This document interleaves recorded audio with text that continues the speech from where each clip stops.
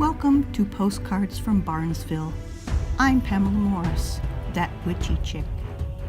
This is the place where I will share some of the short stories I've written over the years that may otherwise spend their dark lives feeling lonely and unloved. And nobody wants that.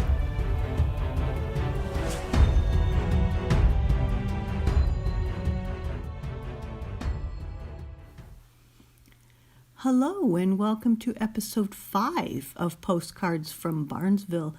This is the second part of one of my twisted fairy tales, Cinnamon and Cyanide. If you haven't listened to part 1 of this story yet, you should go back and do that first. But for the rest of you, as you will recall, Ruby had just received a gift of a golden yellow apple from the fruit and vegetable peddler. We have a lot of ground still to cover, so let's get going and find out what happens to Ruby LaBlanc, Saul Blackwater, and Mrs. Lords as Ruby puts into action a special plan involving a simple apple tart in part 2 and the conclusion of Cinnamon and Cyanide. The steam locomotive was packed with passengers and their luggage. Someone's infant squalled for hours, leaving the unfortunate mother looking shameful and afraid. At least they had passed laws against the transportation of livestock in the passenger compartments, though Saul was certain he'd heard a well-hidden chicken cluck a few times. By the time Saul disembarked, every muscle in his body was screaming in pain. So much for the common courtesy of surrendering a seat to the elderly. His shuffling gait was no act, and the nearest bench on the platform wasn't near enough. Saul eased himself into the weathered wooden surface and let out a groan of relief. He'd arrived during rush hour, and the hordes of commuters pushed, shoved, and growled their way around him. Previous dealings with Lorraine Lords, whom he'd known as Lorraine Masters, had left a bitter and angry taste in his mouth. It hadn't always been that way. Lorraine was an old friend and had been a sweet young lady. He'd almost asked Lorraine to marry him until he realized they'd never see eye to eye on what was happening to this once great nation. He cared. She didn't. She was the perfect citizen, the sort that OWA loved. To Saul, Lorraine represented what so many in the world had become in the last 50 years, mindless cattle doing only as they were told. Lorraine had been easily manipulated by the likes of the High Chancellor, and if Saul knew anything about Regina LaBlanc, manipulation was what she did best. Saul heaved himself up from the bench with a groan, grabbed his carpet bag, and headed toward the front of the station entrance. The market was unusually crowded, rough, and loud. One cranky and hurried person after another pushed up against Mrs. Lords as she made her way from the fishmonger's stall toward the butcher's. Normally she let the buzz of gossip wash over her, but today the drone of it was impossible to ignore, and when she heard mention of the High Chancellor, Mrs. Lords started to pay attention. The first claimed they had heard from one of the Chancellor's cooks, who had spoken to one of the guards, that had been told by one of the MPs that he had seen a suspicious person lurking outside the gates of the Chancellor's house the night before. The second piece of speculation insisted that the Chancellor had been assaulted in the night and left for dead. The next retold how the Chancellor had suddenly slipped away to join the anti-alliance. Mrs. Lords knew for a fact the High Chancellor was not in the least bit dead, assaulted, or intent on switching sides. As for the lurker, that was anyone's guess. She had no interest in adding to the stew of gossip. She knew what side her bread was buttered on. She was only doing what she'd been told to do. As much as she liked her newest boarder, the needs of the many must come before the wants of a few. Mrs. Lords couldn't afford to take risks at her age. After all these years, she was just happy to comply and live her life. If living more comfortably meant doing as the OWA asked of her, then so be it. Failure would be fatal. With a shove, Mrs. Lords was spat out in front of the butcher. At her sudden appearance, he looked up and gave a nod of recognition, as he finished his current transaction with another customer.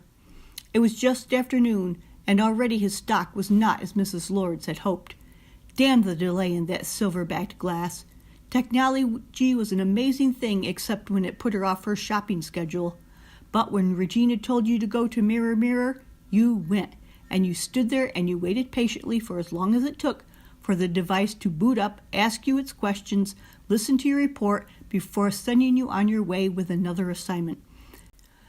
The only thing that soothed her unraveling nerves were the 2 gold coins tucked protectively inside one of her gloves. "You're late this week, Mrs. Lords," he said by way of greeting as she stepped up. "Early errands, I'm afraid." The butcher smiled and leaned forward. "What can I get for you?" The sound of a key slipping into the front door lock was distinct and clear.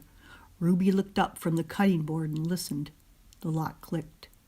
There was the rustle of bags, soft footsteps that took only a few steps into the hallway, then the door shut with an uncommon gentleness. Whoever it was paused as if listening to the silence that shrouded the place. The grip Ruby had on the paring knife tightened. "Ruby?"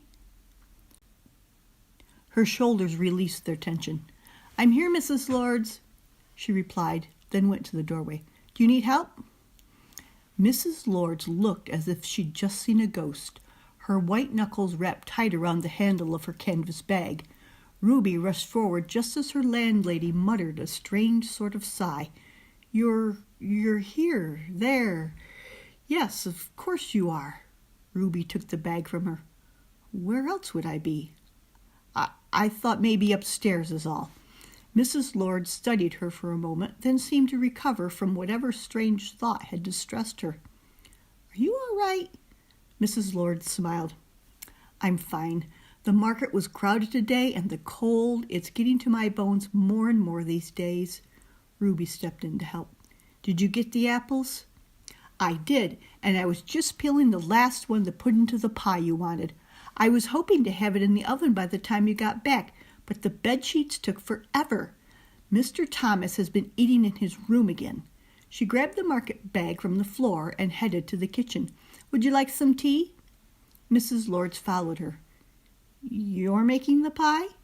She scanned the apple cores and skins and remnants of pie crust and flour that lay scattered on Ruby's work service. "I meant it to be a surprise," Ruby frowned, seeing the somewhat confused scowl on her landlady's face. "Are you upset with me?" "No," Mrs. Lord said, but somehow Ruby wasn't convinced.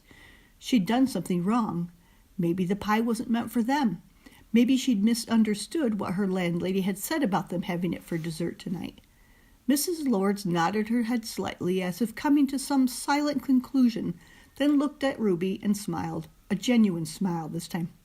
No, I'm not upset at all with you, my dear. You're wonderful help around here." Ruby's shoulders relaxed again. "I like it here. I like helping you, and I even like Mr. Martin, grumpy as he may be at times." The landlady chuckled. "They are 7 funny old men, aren't they? And yes, I would love a cup of tea." It was dark by the time Saul made his way to the eastern end of Woodland Drive. Long ago, his grandfather had told him maple trees and pines had lined the roadside. In autumn, the smell of the turning leaves would just about take his breath away. Saul took in a deep breath and smelled only the stale, dry scent of a greasy city. He bowed his head against the stiff and biting wind and moved on. "That was incredible, Mrs. Zell," Mr. Bronson said before wiping his mouth. "Thank you. Found a bone in mine. Fish is an excellent source of omega-3s. We should have fish more often." "Very good, yes, very good, Mrs. Lords. A person could get addicted to having such wonderful meals so often." "It was tremendous," Mr. Thomas, his napkin still tucked under his chin, chuckled. "And I know I smelled apple pie earlier." "I'm allergic to shellfish, you know, Mrs. Lords. I'm so glad you didn't get shrimp or something like that." "Yes, I know you are, Mr. Reynolds. There wasn't any shrimp at the market anyway, and had there been, it's hardly affordable to us." It's too bad Mr. Arnold had to eat and run. Ruby rose from her place and began to clear away the dinner plates. He barely got up in time to leave for work. And yes, you did smell apple pie, Mr. Thomas. I made it myself. Oh, great, Mr. Martin grunted. Another baking experiment. No one is forcing you to eat it, Mr. Martin. Mrs. Lords finally spoke up. She looked around the table. No one is forcing anyone to eat it.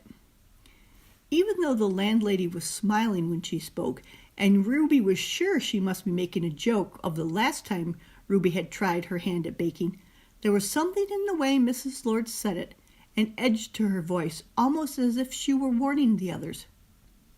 Well, I'm going to have a piece, Dr. Tucker said. Aren't too many things left in this sorry world of ours that are better than fresh apple pie. With Mrs. Lord's help, the table was cleared in no time, and the plump golden brown pie was presented to the boarders. Ruby sliced it carefully into nice, equally sized pieces, while the landlady went to the cupboard for seldom-used dessert plates. Ah, if only we had a pot of real coffee, Mr. Martin sighed nostalgically. My mother used to make the best coffee you could imagine, until those bastards. Mr. Martin, I've warned you about your language before, Mrs. Lord scolded. Mr. Martin went silent as the plates were filled and passed around. The angry lines in his forehead grew deeper and his frown more pronounced. All right, everybody, dig in, Ruby said as she gave herself the final plate. The room was silent for a moment as poised forks were lowered into what appeared to be nothing more than a flaky crust and well-cooked apples cradled in an oozing pool of caramelized juices and cinnamon. Ruby stuck her fork into the tip of her piece and glanced over at Mrs. Lords, eager to see if her landlady approved. Mrs. Lords had not yet taken a bite. Instead, she was looking around the table at each of her boarders. Her face had gone a doughy white, and the hand that gripped her fork did so with such intensity the utensil shook. Mrs. L., what's the matter? Ruby asked. The others at the table looked up. Mr. Thomas grinned around the piece of pie shoved in his mouth. Don't be afraid, it's really good. Mr. Martin nodded his head with rare approval. Go on, try it. Ruby did a good job this time. Mrs. Lord swallowed hard before looking down at her untouched pie piece. A heavy, sharp rapping erupted at the door, jolting Mrs. Lord's hand so hard she dropped her fork. Ruby had never seen her landlady move so quickly as she raced to the door. What are you doing here? They could hear Mrs. Lord's voice clearly, but they couldn't quite hear whoever must be standing on the outside stoop. You get us put in prison being here. Ruby pushed back her chair and stood up. Go away or I'll call the MPs. Where is she? A deep male voice suddenly broke over the landlady's screeching. Scuffling sounds erupted from the front hallway. By now, every resident of the boarding house was out of their seat and moving toward the kitchen door, with Ruby at the front of the pack. A short man wearing a green net hat and layers of clothing rushed at them. Black hair poked out from under his hat. His eyes, dark and piercing, found Ruby in an instant, and he came to her. Ruby pushed back against her friends with a start. It must be some homeless person who had escaped the searchlights of the police. He was unwashed, unshaven, and wore the most ragged clothing Ruby had ever seen. Dr. Tucker stepped protectively to the front of the group, guarding Ruby from this madman. You have been told to leave, he said. The strangers, whose eyes had gone wide and wild, seemed not to have heard any of it, staring long and hard at Ruby. Mrs. Reynolds marched up behind him, fury in her voice. She put a hard and heavy hand on the man's shoulder, spun him around with apparent ease, and struck him so hard across the face, Ruby almost felt the pain herself. Get out of my house! The landlady spat out the demand as if it were poison on her tongue. Ruby nudged her way forward. A red mark had already brightened the man's left cheek as he turned to Mrs. Lords. His head hung slightly down in shame. May I please have a moment with her alone? No, Mrs. Lords stood her ground. Absolutely not. Now get out of my house, or I will have someone run this very instant to the nearest precinct office. The stranger lifted his head and turned to Ruby. His eyes scanned her face, seeming to study every centimeter of it before turning away. "All right, I'll go." "No," Ruby interrupted. "Let him talk. Who is he?" Mrs. Lord charged around the intruder and glared at Ruby. "One more word to this felon, and you will find yourself turned in as well, Miss LaBlanc. I have housed you and fed you and provided you with a job for a month now. I have even put my own good standing at risk to inquire about getting you the proper papers so you can walk about the city. I will not have you fraternizing with the likes of that man. He is a criminal, and he'd best get back to whatever godforsaken corner of hell he's crawled out of." Ruby was about to speak again when a desperate glance from the stranger closed her mouth. "I'm going," he said. "And don't let the door smack you too hard in the ass." Mrs. Lords followed him back to the front door. The landlady yanked it open and stepped aside. "If I see you again, consider yourself turned in." The door slammed so hard it rattled the windows. All the happiness that Ruby had been feeling while making the pie and serving it to her friends had evaporated. The boarding house was just starting to feel like home to her, more than she'd ever felt at home when living with her own mother. The thoughts of leaving and taking her chances back in the street invaded her head. And with those thoughts were mixed endless questions. Who was that man, and why would Mrs. Lords get mixed up with a felon? With a heavy heart, Ruby went back to the kitchen, ignoring the voices around her, intent on cleaning the kitchen.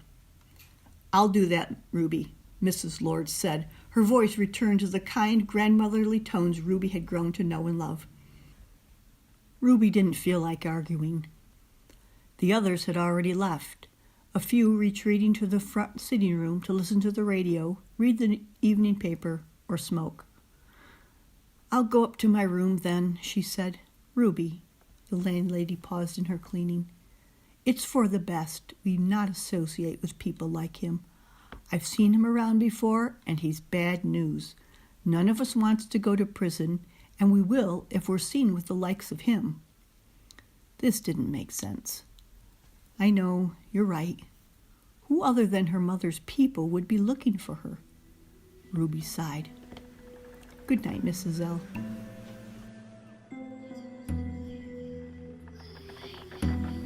You are listening to part 2 of Cinnamon and Cyanide by Pamela Morris. If you're enjoying this tale and would like more, visit my website, PamelaMorrisBooks.com, for a full selection of my available novels and collections, including my debut collection of Twisted Fairy Tales, Not Your Grandma's Fairy Tales, published by Ardent Creations in 2022. The link is in the description below. And now, let's get to the conclusion of our story.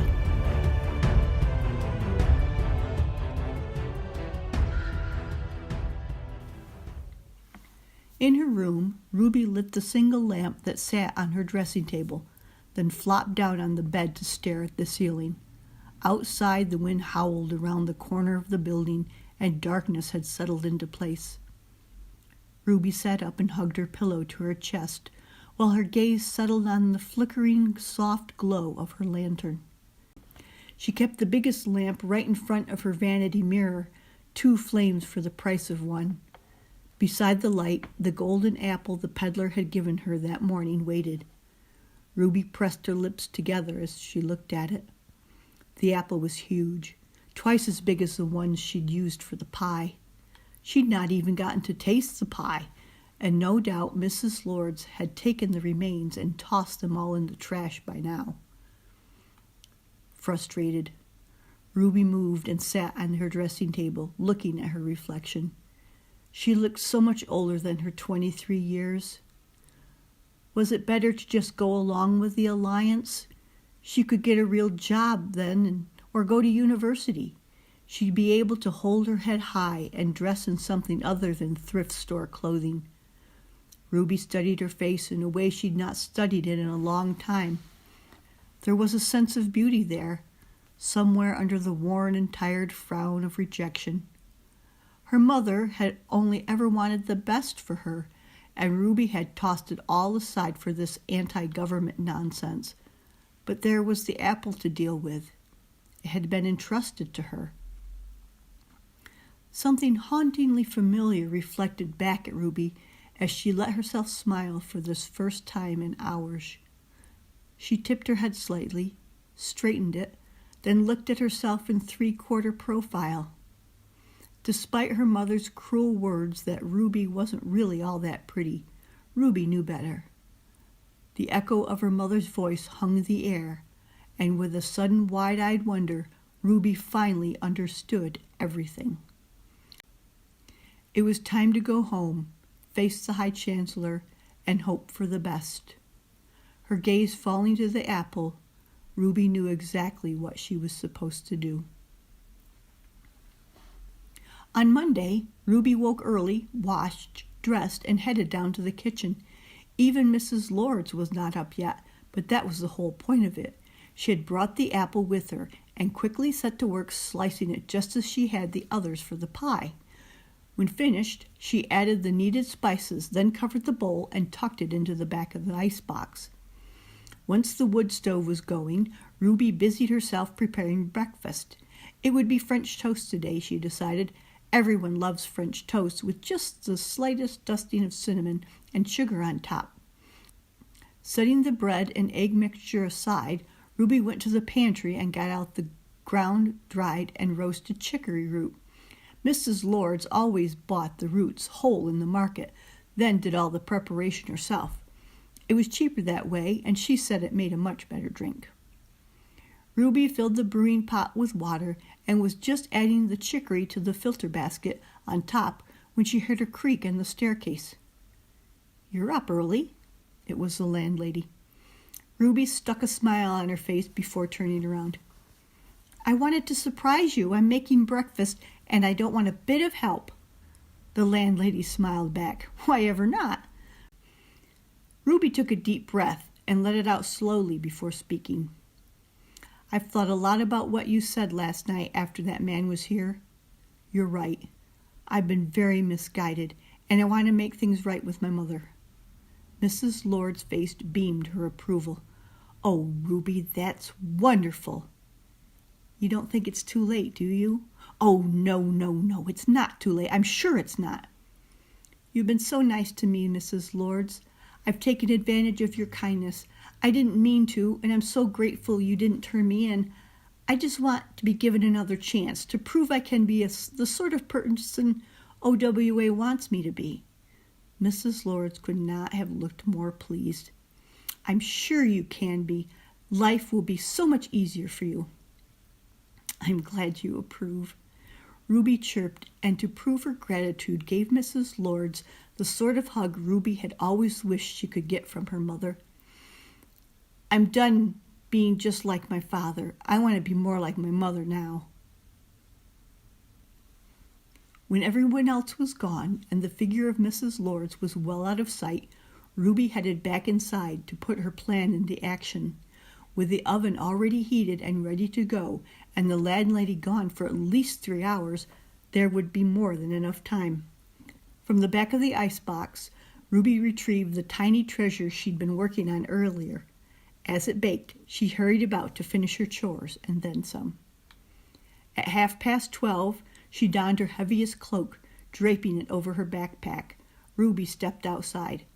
One of Mrs. Lords' small market baskets dangled from her gloved hand. As she bowed her head against the cold, she said a silent prayer. This had to work. Ruby headed in the direction of the market. She saw others, similarly clad as she, loaded up with empty baskets and canvas totes. Some were trailed by reluctant children too young to go to school, but old enough to help with the shopping. Ruby fell into step behind one such woman. She was less likely to be stopped and questioned if she was seen with others, but she couldn't stay with the crowd for too long. The center of the county alliance and her mother's workplace and weekday home loomed ahead. It was a dark, castle-like structure constructed of blocks of gleaming white stone. A 10-foot-tall chain-link fence had been constructed around it, and it was heavily patrolled. Ruby had never cared for the times they'd stayed there. It was closer to school and convenient, but it never felt like home to her. It felt like a prison. Ruby held her basket a little tighter as she approached the fence. Without papers, there was no way they'd let her in the front door, no matter who her mother was, and the less attention she drew to herself, the better. Ruby passed by without gaining anyone's interest, hoping she still had a friend in the County Alliance kitchen. Safely tucked behind a dumpster, Ruby watched a delivery wagon unload its goods at the loading dock. She took a deep breath and approached the activity. Her mother's own personal chef suddenly stepped through the loading dock door. He spoke to one of the workers, then glanced up, his eyes landing directly on Ruby. A brief smile flashed across his lips, then stepped back into a stern, all-business countenance. "Well, well, what have we here?" he asked. Ruby winced inside as the delivery man's eyes turned towards her briefly. "Hello, Mr. Dietz." She kept her voice low, adding what she hoped was a gravelly undertone. He signed whatever document was on the clipboard the workman held out to him. "This looks fine. Go ahead and have it all brought in," he said, then turned his attention back to Ruby. "What have you got there?" he asked, climbing down the narrow flight of stairs to the pavement as if it were perfectly natural for her to be there. She trembled inside and waited until he was close enough so she could speak to him and not be heard by the others. "Something for the High Chancellor?" His eyebrows arched up. "Oh? Let me see." "Of course. I know how fond she is of apples." Ruby's covered fingers pulled back the small towel that covered the contents of the basket. This was made in Mrs. Lord's kitchen. A fruit tart. Ruby looked at how pathetic the little thing was. "Apple, actually. I made it just like you taught me." Ruby slid it out of the basket and handed it to him. "Please give it to her with my best regards." "Just like I taught you?" Mr. Dietz eyed the palm-sized pastry. Ruby nodded and held her breath until the wry and knowing smile touched his lips. "I'll see that she gets it, ma'am. Thank you." "Thank you, Mr. Dietz." Ruby did not dare stay any longer. This was the best she could do under the circumstances. "Goodbye, and have a good day, sir," she added. She turned and moved away, going slow, unassuming. The shaking in her knees could easily have been mistaken for the instability of old age. Lorraine walked home with an uneasy feeling in her stomach. What kind of chaos would there be when she arrived? What if that horrible man had returned and tried to talk to Ruby? Lorraine should have gone to the precinct office and reported him. Maybe then the High Chancellor would have done with him what should have been done years ago. He was a menace, a foul little menace. It was 2:15 when she inserted the key into the front door of the boarding house. It only took half a minute to realize something was wrong. The place was dead silent. "Ruby?" Mrs. Lord set her filled shopping bags on the floor. The dishes had been washed and neatly stacked in the drainer. The kitchen was spotless. Maybe the girl had gone upstairs for a nap. She'd looked exhausted that morning. Probably hadn't gotten a lick of sleep worrying about that horrible creature. Mrs. Lords went to the foot of the stairs and called up a second time. "Ruby, I'm home." Silence was the only reply. Returning to the kitchen, the landlady set about the task of putting away the groceries. That poor girl, she thought. Let her rest a while longer. She'd go up and check on her in a few hours. Saul settled into one of the centrally located passenger cars of the train. Sitting in the back, trying to look inconspicuous would only draw more attention. He'd bought a newspaper and went about the task of reading the front page. Government propaganda or not, Saul had not read a current paper in ages, so it didn't take long for him to become genuinely involved in what it had to say. More passengers moved into the car. An older woman in a fancy black hat sat across from him. He glanced up only long enough to acknowledge her existence with a nod. She nodded back and looked out the window. In Binghamton, Saul switched trains. This time he had the seating area to himself as the whistle called out and the train jerked into motion. All he could think of was Ruby. All he really wanted was to jump right back off this train and return to Elmira. "You can't do that, Saul," he muttered to his reflection in the glass. "Let us take care of her. She's too valuable to lose." That's what his friend had told him last night. They'd stayed up into the wee hours of the morning talking. "We need you up north. LD is in safe hands. We'll send word soon." Eli Arnold thumped his way down the stairs and into the kitchen, just as Mrs. Lords was putting the kettle on to boil. He rubbed his sand-infused eyes with the knuckles of his fist, yawned, and smacked his lips. He was a tall, gangly man with perpetually rumpled hair and clothing. "Hey, Mrs. L," he mumbled. "Good afternoon, Eli." She got down a second cup for her boarder. "Is Ruby upstairs?" "Ruby? I don't know. I don't think so. Her door is open." Eli slumped into the kitchen chair and yawned again. "God, I hate working this shift. Feels like I'm sleeping. Her door is open and she's not in there?" The knot that had held Lorraine's stomach hostage all morning in the marketplace returned with a vengeance. Eli shrugged. "I don't know. I didn't look. I assumed she was down here with you." Mrs. Lords raced to the bottom of the stairs and looked up, fear and dread filling her. "Ruby!" she called much louder this time. "Ruby, are you up there?" When there was no answer, she hurried up the stairs, fearing the worst. "Ruby, where are you?" The dresser and closet were void of clothes. All of Ruby's toiletries were missing, as was her backpack, the only piece of luggage the girl had. Heart racing and hands shaking so hard she could scarce hold onto the railing as she descended the stairs, Mrs. Lords rushed back to the kitchen. "She's gone. Ruby is gone.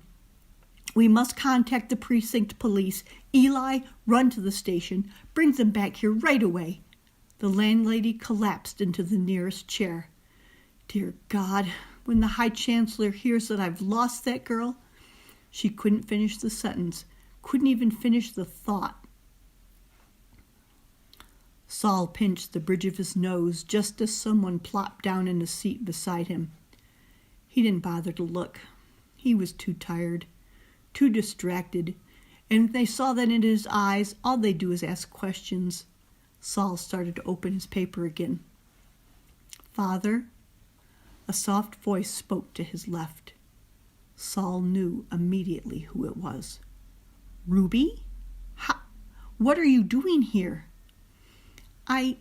In the station, the train station, I saw you. I didn't know you'd be there, but..." She swallowed hard and looked past him out the window. "I knew if you knew I was there and planning to go to Syracuse, you'd try to stop me." He sat stunned, unable to take his eyes off her face. "You shouldn't have." "I had no choice," she said, finally looking him straight in the eye and reaching out to take his hand. "I wanted to know my father. After all, I've always been told I'm just like him." She gave his hand a squeeze. Saul couldn't stop the tears this time. "How?" "After I met you at Mrs. Lord's, all I had to do was look in the mirror." "The High Chancellor will come looking for us, for you." She smiled again, but this time it sent a shiver down Saul's spine. It was like her mother's smile, very, very wicked and knowing. "What did you do?" "Followed orders," she said with an impish wink. Eli hadn't even gotten his shoes laced to do his landlady's bidding when the thunderous raps hit the front door. Mrs. Lords nearly jumped out of her skin. "Precinct police, open the door!" Relief washed over Lorraine. They had found Ruby. It was all right. Everything was going to be all right. She made her way to the door and swung it open with a smile. Ruby was not with them. Yes? Are you Lorraine Lords? The officer in charge queried. Two others stood down on the sidewalk. Yes, what's wrong? May we come in? Yes, of course. Is this about my boarder? Your boarder? No, ma'am. It's about you. Me? He nudged his way in, followed closely by the two other men. May I see your kitchen dustbin, ma'am? Confused, Mrs. Lords led the way into the kitchen and pointed to the bin. The man slid on a pair of gloves and began poking through the trash. Lorraine couldn't see what he was doing, only that several items were removed and placed in black bags. I must ask you to come with me to the station, ma'am. Whatever for? Questioning Mrs. Lords in regards to the poisoning death of Regina LaBlanc. Her knees almost gave out. The what? She clung to the door casing for support. The High Chancellor is dead, ma'am. Poison, cyanide to be exact, found in an apple tart. We have reason to believe it was baked in this kitchen. He held up the bags, one in each hand. News of Regina's death spread like wildfire even to their remote location, though he felt sorry for Lorraine, knowing she was innocent of the murder itself. There had been two witnesses, the driver of the delivery wagon and the High Chancellor's cook. The wagon driver hadn't remembered much, just some hunched woman with a shopping basket delivering something while he unloaded goods. The cook had told him it was a gift from one of the Chancellor's old friends, and then had taken it inside to be served later. The cook confirmed what the driver had said, and it eventually came out that the tart had come from the boarding house of Mrs. Lorraine Lords. Mrs. Lords' own tenants confirmed that their landlady had been acting strange the night before. A corked bottle of rat poison found in Mrs. Lords' apron pocket and an empty bottle of cinnamon in the trash, both covered with her fingerprints, hadn't helped matters. Ruby's name never came up over the radio waves. Saul reckoned it was the Alliance's way of covering their incompetence. It wouldn't look good if it were known that the High Chancellor's own daughter could be behind it. It was nice to know that the rumors were true. The girl certainly was taking after her father.